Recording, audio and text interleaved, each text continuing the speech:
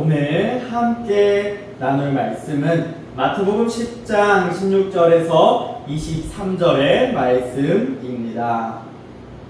다 찾은 줄로 믿고 제가 봉독해 드리도록 하겠습니다. 보라, 내가 너희를 보냄이 양을 이리 가운데로 보냄과 같도다. 그러므로 너희는 뱀같이 지혜롭고 비둘기같이 순결하라. 사람들을 삼가라. 그들이 너희를 공회에 넘겨주겠고 그들 회당에서 채찍질하리라. 또 너희가 나로 말미암아 총독들과 임금들 앞에 끌려가리니 이는 그들과 이방인들에게 증거가 되게 하려 하심이라. 너희를 넘겨줄 때에 어떻게 또는 무엇을 말할까 염려하지 말라. 그때에 너희에게 할 말을 주시리니 말하는 이는 너희가 아니라 너희 속에서 말씀하시는 이 곧 너희 아버지의 성령이시니라. 장차 형제가 형제를, 아버지가 자식을 죽는 데에 내주며 자식들이 부모를 대적하여 죽게 하리라. 또 너희가 내 이름으로 말미암아 모든 사람에게 미움을 받을 것이나 끝까지 견디는 자는 구원을 얻으리라. 이 동네에서 너희를 박해하거든 저 동네로 피하라. 내가 진실로 너희에게 이르노니 이스라엘의 모든 동네를 다 다니지 못하여서 인자가 오리라. 아멘. 오늘도 예배 자리에 나오신 모든 성도님들을 사랑하고 축복합니다. 잘 나오셨습니다. 오늘 말씀의 제목은 세상 속 그리스도인입니다. 예수님께서 제자들을 전도 여행을 위하여 세상으로 파송하시는 말씀입니다. 제자들이 세상에서 어떻게 살아야 하는지를 말씀하고 있는 것이 오늘의 말씀이라는 것이죠. 또 어떠한 일이 일어날지도 이야기하고 있습니다. 오늘날도 마찬가지입니다. 우리 그리스도인들은 모두 세상으로 파송받은 예수님의 제자들입니다. 오늘 예수님의 말씀을 통해 세상 속에서 우리 그리스도인들은 어떻게 살아야 하는가를 함께 나누어 보며 은혜를 받는 시간을 가지도록 하겠습니다. 세상 속 그리스도인 첫 번째는 지혜롭고 순결한 자입니다. 부제로는 세상 속 믿음 지키기입니다. 마태복음 10장 16절 말씀입니다. 보라, 내가 너희를 보냄이 양을 이리 가운데로 보냄과 같도다. 그러므로 너희는 뱀같이 지혜롭고 비둘기같이 순결하라. 아멘. 예수님은 제자들에게 복음을 전파하기 위하여 이제 세상 가운데로 보내시고 있습니다. 그들을 보내시며 걱정하시는 모습을 오늘 볼 수 있죠. 단순히 제자들을 복음 전파하는 도구로서 보고 있지 않다라는 것을 이야기하는 것입니다. 그들을 자신의 사랑하는 양들로서, 자신의 제자들로, 예수님께 속한 자들로서 복음을 전파하라는 중요한 임무를 가지고 아끼는 자이지만 보내는 것이라는 것을 엿볼 수 있습니다. 이렇게 복음을 전파하러 세상 가운데에 이제 보내지는 제자들에게 세상 속에서 지켜내야 하는 것, 지켜야 할 것들을 말씀해 주십니다. 그 첫 번째가 뱀같이 지혜롭고 비둘기같이 순결하라라는 말씀입니다. 뱀같이 지혜로우며 비둘기같이 순결한 것, 무엇을 말하는 것일까요? 뱀같이 지혜롭다라는 것은 다른 성경 본문에서 말하고 있는 뱀처럼 간교하고 다른 사람을 나쁘게 이용해 먹으라는, 그렇게 살아가라라는 이야기가 아닙니다. 여기서 쓰인 지혜롭다라는 단어 프로니모스를 살펴보면 슬기로운, 신중한이라는 의미를 가지고 있습니다. 즉 뱀같이 지혜롭게 행동하는 것은 이 세상을 살아갈 때 신중하게 살아가야 하는 것을 이야기합니다. 왜냐하면 세상은 언제나 교묘하게 우리를 복음에서 예수님에서부터 멀어지고 흐려지게 만들고 있다라는 것입니다. 또한 비둘기같이 순결하다라는 말은 이 세상과 섞이는 상태로 살아가는 것이 아닌 섞이지 않고 순진한 자로, 섞이지 않는 자로서 죄악된 길로 가지 않는 것, 그것을 때묻지 않는 것을 의미하고 있다라는 것입니다. 오직 예수님을 믿는 믿음 안에서 흔들리지 않고 세상과 섞이지 않아야 함을 비둘기의 순결함에 대하여 그것을 비유로서 이야기하고 있다는 것이죠. 대표적인 예시로는 하나님께 예배하러 가겠다는 이스라엘을 붙잡아 두려했던 바로 왕과 비둘기같이 순결한 믿음을 가지고 있던 모세에 대한 말씀입니다. 출애굽기를 잠시 살펴보도록 하겠습니다. 출애굽기 8장 28절에 이렇게 전해지고 있습니다. 바로가 이르되 내가 너희를 보내리니 너희가 너희 하나님 여호와께 광야에서 제사를 드릴 것이나 너무 멀리 가지는 말라. 그런즉 너희는 나를 위하여 간구하라. 출애굽기 10장 10절에서 11절 말씀입니다. 바로가 그들에게 이르되 내가 너희와 너희의 어린 아이들을 보내면 여호와가 너희와 함께함과 같으니라. 보라, 그것이 너희에게는 나쁜 것이니라. 그렇게 하지 말고 너희 장정만 가서 여호와를 섬기라. 이것이 너희가 구하는 바니. 이에 그들이 바로 앞에서 쫓겨나니라. 출애굽기 10장 24절 말씀입니다. 바로가 모세를 불러서 이르되 너희는 가서 여호와를 섬기되 너희의 양과 소는 머물러 두고 너희 어린 것들은 너희와 함께 갈지니라. 아멘. 출애굽기의 말씀에 대해서 잠시 살폈습니다. 바로 왕을 통해 세상이 교묘하게 예배의 본질, 믿음을 건드리는 것에 대하여 오늘 바로 왕을 통해서 볼 수 있다라는 것이죠. 첫 번째로는 멀리 가서 예배하지 말라라는 것입니다. 예배하지 말라는 이야기가 아니고 멀리 가서 따로 구별되지 않은 장소에서 너희가 지금 살고 있는 지금 이곳에서 세상 속에서 예배해라 라는 것입니다. 그것도 믿음 아니냐? 라고 이야기하는 것이죠. 그러나 하나님은 오늘 출애굽기의 말씀에서 분명하게 택하신 곳에서 예배하도록 이스라엘 사람들을 부르고 있다라는 것이죠. 얼마나 교묘합니까? 내가 있는 그 자리가 예배 장소 아닙니까?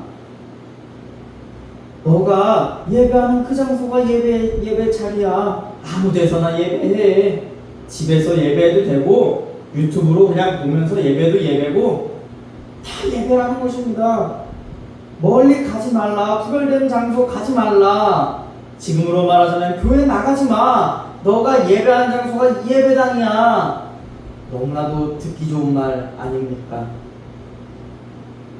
그 다음으로는 장정 어른들만 가서 예배하고 어린 아이들은 데리고 가지 말라고 이야기합니다. 어린 아이들은 세상 속에 그대로 두라라는 것이죠. 애국 가운데 그대로 두라라고 이야기하는 것입니다. 아이들까지 가면 그 아이들도 하나님을 예배하는 게 되니 그것이 나쁜 것이라고 가르치고 있다라는 것입니다. 더 구체적으로 볼까요? 신앙을 강제적으로 아이들에게 가르치는 것 나쁜 것이라고 지금 바로 왕은 가르치고 있다라는 것입니다. 세상은 언제나 이렇게 그럴듯하게 우리들을 흔들어 놓습니다. 현재도 그러하죠. 아이들에게 신앙을 강제적으로 가르치는 그것은 잘못됐다라고 하면서 지금 이 세상도 바로 왕같이 이야기하고 있다라는 것입니다. 하지만 성경은 이렇게 말합니다. 자녀들에게 신앙을 교육하고 가르칠 것을 이야기합니다. 어렸을 때부터 하나님이 누군지 예수님이 누군지 가르쳐야 한다라는 것입니다. 어떻게요? 정말 기억하게 그 아이들이 커서도 하나님을 떠나지 않도록 가르치라라는 것이 성경에서 말하는 것이죠. 또한 예배는 어린이부터 어르신에 이르기까지 모두가 드려야 하는 것을 오늘 말씀을 통해서 보여주고 있다라는 것이죠. 마지막으로는 양과 소와 같은 제물들은 두고 가라 라고 이야기하는 것입니다. 즉 하나님께 드릴 예물은 두고 가라 라는 것이죠. 이러한 것입니다. 하나님을 섬김에 있어서, 하나님께 예배함에 있어서 너네 몸만 가면 되지 뭐하러 재물들을 왜 끌고 가? 믿음만 있으면 된다면서, 하나님께 믿음만 있으면 된다며 그러면 헌금도 드리지 말고 예물도 드리지 마. 그래도 괜찮아. 그것이 더 좋은 거야 라고 지금 바로왕은 이야기하고 있다는 것이죠. 그럼 양과 소와 같은 제물은 필요 없는 것이 아니냐? 믿음만 받으신다며 이렇게 이야기하고 있는 것이죠. 어찌 보면 맞는 말과 같이 보이지 않습니까? 그때의 모세는 이렇게 대답합니다. 출애굽기 10장 25절에서 26절 말씀입니다. 모세가 이르되 왕이라도 우리 하나님 여호와께 드릴 제사와 번제물을 우리에게 주어야 하겠고 우리의 가축도 우리와 함께 가고 한 마리도 남길 수 없으니 이는 우리가 그 중에서 가져다가 우리 하나님 여호와를 섬길 것이며 또 우리가 거기에 이르기까지는 어떠한 것으로 여호와를 섬기는지 알지 못함이니라 하나. 아멘. 모세는 하나님을 예배함에 있어서 어떠한 것으로 하나님을 섬길지 알지 못하니 가축들도 함께 떠나야 함을 이야기합니다. 이렇게 제물들도 하나님께 드리는 나의 마음, 섬기는 마음으로서 드려야 한다라는 것을 보여주고 있는 것이죠. 사랑하는 성도 여러분, 세상은 이처럼 여러 가지 이야기들로 우리들의 믿음을 흔들려고 할 것입니다. 이때나 지금이나 마찬가지라는 것이죠. 세상은 조금 더 계속해서 교묘한 수로서 우리들에게 다가오고 있다라는 것입니다. 그때의 성경 말씀에 대하여 정확히 알지 못하면 그때마다 흔들리게 되고 그것이 맞는가 하면서 우리의 믿음이 흔들리게 되는 것이죠. 예를 들어 성경에서 고3은 또는 중요한 시험을 앞두고 있을 때에는 교회에 안 와도 되고 공부만 하라고 그렇게 이야기하고 있습니까? 거룩한 주일에 여행 가는 것은 어떻습니까? 모든 가족들이 모였으니 놀러 가라고, 그 자리가 더 귀하다고 성경은 이야기하고 있습니까? 중요한 가족 행사가 있어서 예배에 불참해야 된다. 도대체 어떤 성경에서 그렇게 이야기하고 있습니까? 요즘 시대는 신앙에 대해서도 강요하지 말라고 합니다. 그렇다면 성경은 어떻습니까? 성경에서 자녀들에게 마땅히 가야 할 길을 가르치라라고 말하고 있지 않습니까? 세상은 이렇게 여러 가지의 유혹들로 우리의 믿음을 흔들어 놓습니다. 요즘 심각한 유튜브를 하나 본 것이 있었습니다. 미국의 이야기인데 자신이 만난 성령님은 게이나 이런 레즈들을 사랑하는 분이시라면서 그분들을 사랑하라고, 그분들과 키스해야 된다고 그렇게 자신에게 가르쳤다고 그렇게 이야기하고 있었습니다. 성경은 중요하지 않다라고 하면서 말입니다. 이처럼 세상은 정말로 여러 가지 유혹들로 교묘하게 이야기하고 있죠. 우리의 믿음을 흔들어 놓고 있다는 것입니다. 그리고 이 유혹들은 성경 말씀을 알지 못하면 정말 너무나도 쉽게 넘어가는 것이죠. 우리는 그때에 넘어지지 말아야 됩니다. 조심해야 됩니다. 신중해야 됩니다. 그렇게 뱀같이 지혜롭고 비둘기같이 순결해야 합니다. 정말 세상이 말하고 있는 것들이 정말 맞는 말씀인지 성경을 통하여 확인하는 작업이 필요합니다. 왜 성경이어야 합니까? 라고 묻는 분이 있다면 하나님의 말씀, 성경은 성령으로 기록된 것입니다. 그렇기에 우리가 성경의 말씀을 믿고 따르는 것이죠. 이것이 정말 그냥 사람이 조합한 것이고 사람이 지은 것이라 생각한다면 우리 기독교는 아무것도 아닐 것입니다.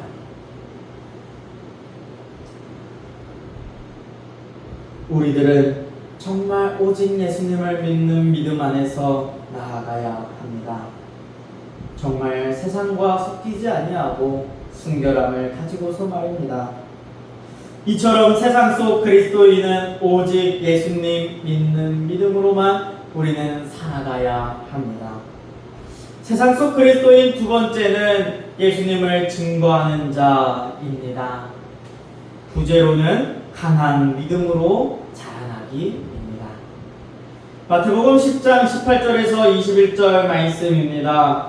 또 너희가 나로 말미암아 총독들과 임금들 앞에 끌려가리니 이는 그들과 이방인들에게 증거가 되게 하려 하심이라.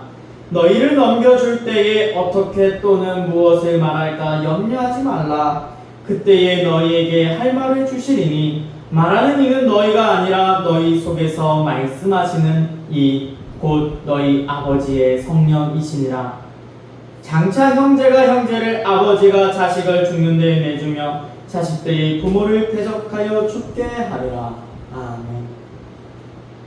예수님은 제자들이 예수님을 전함으로 말미암아 제자들이 겪게 될 일에 대하여 미리 말씀해주고 있습니다. 총독들과 임금들 앞에 끌려간다는 것입니다. 그로 인하여 이방인들에게 예수님을 전하게 된다는 것을 말씀하고 있습니다. 그때에 염려하지 말고 성령님이 필요한 말들을 너희에게 주실 것이야 라고 그들을 안심시키고 있다는 것이죠. 세상 속 그리스도인은 예수님을 증거하는 자들입니다. 어떠한 순간에도 예수님을 전하는 것이 중요하다라는 것이죠. 뱀같이 지혜롭게 버텨온 것도 비둘기같이 순결한 믿음을 세상 속에서 지켜온 것도 우리가 예수님을 전하기 위함이라는 것입니다. 만약 우리 그리스도인들이 세상 속에서 범죄하여 많은 사람들 앞에 선다면 어떻게 되겠습니까? 도둑질이나 살인, 강도, 성적인 문제 등으로 통하여 세상 법정에 선다면 아마 예수님의 이름은 전해지지 않을 것입니다. 아무리 예수님을 그곳에서 전한다 하여도 아무도 듣지 않을 것입니다. 믿지 않는다는 것이죠. 오히려 예수님을 믿지 않는 사람들이 많아질 것입니다. 그러나 세상의 법정 앞에 섰을 때에 그리스도인에 대하여 정죄하는 그들이 말하는 죄가 예수님을 전하는 그 순결한 믿음 한 가지 때문이라면 어떨까요? 세상은 궁금해야 하지 않을까요? 도대체 예수가 누구길래 저 사람이 그렇게 목숨을 걸고 예수를 전하려 하는가? 아무리 법으로 정했어도 예수 그리스도를 왜 저 사람은 전하는가 궁금해하지 않겠습니까? 그것이 무엇이길래 저 사람은 목숨까지 걸고 예수님을 전하려 하는가 궁금해할 것입니다. 지금도 세계 곳곳에서는 예수님을 믿는다는 이유로 많은 그리스도인이 죽임을 당하고 있습니다. 또한 너무나도 많은 사람들이 잔혹하게 죽어가고 있고 교회 문들이 닫히게 됩니다. 월드와치 리스트에 따르면 현재 전 세계 3억 6,655만 명이 기독교를 믿는다는 이유로 박해와 차별받는 것으로 드러났다고 합니다. 지난해보다 약 500만 명 증가한 한편 정말 이 숫자는 전 세계 기독교인이 7명 중 1명꼴로 박해를 당하고 있다라는 것입니다. 또한 이 중 사망자는 5,000명에 달했고 기독교인들이 구타당하거나 위협을 당하는 사건은 총 4만여 건이 넘는다고 합니다. 그뿐입니까? 교회, 기독교 학교, 병원에 대한 공격은 14,766건으로 지난해보다 7배 증가했으며 가옥에 대한 공격은 21,331건으로 한 건으로 371%가 상승했다라고 합니다. 이처럼 이러한 박해 속에서도 계속해서 예수님을 믿는 사람들이 아직까지도 많이 있다라는 것입니다. 우리들은 어떻습니까? 정말 박해를 받는 그 가운데에서도 예수님을 위하여 그 박해, 핍박을 받을 수 있습니까? 예수님을 믿는 믿음 잃어버리지 않을 수 있겠냐는 것입니다. 원망하지 않을 자신이 있냐는 것입니다. 하나님, 예수님을 믿다가 가옥이 다 불타버렸습니다. 직장을 잃어버렸습니다. 나 이제 살아갈 것 아무것도 없습니다. 교회 문을 닫아야 했습니다. 내 사랑하는 가족들이 죽었습니다. 예수님을 믿는다는 이유로요. 그래도 나 예수님 믿어야 합니까? 하며 예수님을 떠나지 않을 자신 있냐는 것입니다. 예수님 단단히 붙잡고 그 믿음 지켜나갈 자신 있냐라는 것입니다. 저도 생각해 보았습니다. 만약 우리 교회가 그렇게 박해를 받는다면, 우리 소란교회가 그 박해를 받는다면 정말 지금 마음으로는 담대히 그 박해를 받아들이고 죽음까지도 나아가길 소망합니다. 사실 이 마음은 1월 달에 일본 기독교 탐방을 다녀오면서 그 마음이 들었습니다. 일본의 기독교 박해 현장을 보면서 옛날에 있었던 그 기독교 박해 현장을 보면서 정말 나라면, 내가 담임자로 있는 교회라면 나는 어떻게 해야 될까? 성도들에게 예수를 부인하라고 이야기해야 될까? 아니면 담대히 우리 예수님 믿음 붙잡고 우리 천국에서 다시 만나자 이야기할까 고민했었습니다. 그리고 돌아오면서 결심했습니다. 박해를 받는 상황이 온다면 정말 내가 먼저 성도들을 격려하고 천국에서 다시 만나자 라고 이야기할 것이라고 굳게 다짐했습니다. 그 믿음이 흔들리지 않고 정말 주님 부르시는 그날까지 이 믿음이 계속되었으면 좋겠습니다. 우리 세상 속 그리스도인은 강한 믿음으로 자라나야 합니다. 어린아이와 같은 믿음으로는 우리 박해와 핍박 견딜 수 없습니다. 예수님을 분명 포기하고 말 것입니다. 그렇다면 어떻게 해야 됩니까? 우리 강인한 믿음으로 자라나야 됩니다. 강한 믿음으로 자라나길 축복합니다. 그렇다면 어떻게 하면 오직 예수님을 믿는 믿음 안에서 흔들리지 않고 핍박 가운데 예수님을 증거하는 삶으로 살아갈 수 있을까요? 세상 속 그리스도인 마지막은 끝까지 견디는 자입니다. 부제로는 신앙을 끝까지 지킴입니다. 마태복음 10장 22절에서 23절의 말씀입니다. 또 너희가 내 이름으로 말미암아 모든 사람에게 미움을 받을 것이나 끝까지 견디는 자는 구원을 얻으리라. 이 동네에서 너희를 박해하거든 저 동네로 피하라. 내가 진실로 너희에게 이르노니 이스라엘의 모든 동네를 다 다니지 못하여서 인자가 오리라. 아멘. 우리는 그리스도인입니다.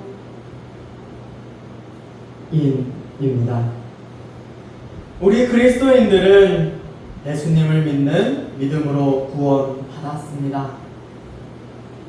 그런데 만약 믿음을 끝까지 지키지 못하고 믿음을 저버린다면 어떻게 되겠습니까? 박해와 핍박을 통해서 예수님을 거부하라고, 예수님을 믿지 않는다고 이야기하라고, 예수님의 초상화를 밟고 지나가라고, 예수님 믿지 않으면 살려주겠다라고 이야기할 때에 어떻게 해야겠습니까? 어떻게 해야 되겠습니까? 믿음을 저버린다면, 예수님 믿지 않겠습니다 한다면 아마 그 사람은 믿음을 버렸기 때문에 구원을 받을 수 없다라는 것이죠. 구원을 얻지 못하게 될 것입니다. 예수님은 그것을 말씀하고 있습니다. 세상이 아무리 너희를 미워하여도 끝까지 예수님을 믿는 믿음 안에서 있어야 한다라는 것을 오늘 이야기하고 있다는 것이죠. 예수님을 믿는 믿음 안에서 견디는 자가 최종적으로 구원을 얻게 된다라는 것입니다. 하나님의 아들이신 예수님께서 우리를 너무나도 사랑하여 천하고 천한 이 땅에 오셔서 당신의 몸을 기꺼이 십자가 위에서 찢으시며 우리의 죄를 사해 주시고 누구든지 예수님의 이름을 믿기만 하면 하나님의 자녀가 되는 그 권세를 주셨습니다. 이뿐 아니라 예수님이 부활의 첫 열매가 되어서 예수님을 믿는 자들도 다시 주님이 오실 때에 재림하실 때에 부활할 것을 말씀하였습니다. 죄로 인하여 죽을 수밖에 없었고 저 지옥 가운데 살아야 할 죄인 우리가 우리의 죄가 사해진 것만 해도 너무나도 감사한데 예수님과 같이 부활하는 것, 재림의 소망까지도 품게 되었다는 것입니다. 그 사실을 믿고 확신하는 자만이 이 세상의 미움을 받으면서도 끝까지 이겨낼 수 있다는 것이죠. 예수님을 믿는 믿음이 필요하다라는 것입니다. 예수님을 믿기에 세상이 아무리 미워해도 아무리 박해해도 세상 살아갈 때 좁은 길로 가도 남들이 보기에는 미련하고 바보 같은 자일지라도 오직 예수님으로 만족하는 것을 넘어 풍족할 수 있다는 것입니다. 정말 구원의 확신이 있고 천국 소망을 가진 자만이 세상에 눈 돌리지 않고 단순한 눈으로 예수님만을 바라볼 수 있다는 것입니다. 여러분은 어떻습니까? 정말 예수님이 우리를 구원하셨다는 구원의 확신이 있습니까? 천국 소망이 있습니까? 다시 한번 나를 돌아보며 나를 구원하신 예수님을 붙잡기를 소망합니다. 말씀을 마무리하겠습니다. 오늘은 세상 속 그리스도인이라는 제목으로 말씀을 나누었습니다. 예수님께서 우리 믿는 자들, 그리스도인들을 세상에 파송하셨습니다. 각자의 자리로 파송하셨죠. 세상 속에서 살아갈 때에 우리 세 가지 꼭 기억합시다. 첫 번째, 오직 예수님 믿는 믿음 흔들리지 맙시다. 믿음 흔들리지 말자는 것입니다. 두 번째, 언제 어디서나 우리 예수님 증거합시다. 예수님 증거하는 삶 살아갑시다. 마지막, 구원의 확신으로 끝까지 믿음 지켜나갑시다. 어떠한 어려움이 와도 예수님 버리지 마십시오. 그래야 끝까지 견디는 자가 구원을 얻는다고 합니다. 그렇기에 예수님 믿는 믿음 안에서 늘 주님과 함께 동행해 나가는 우리 소랑교회 모든 성도님들과 우리 각교회 모든 성도님들 되길 축복합니다. 기도하겠습니다.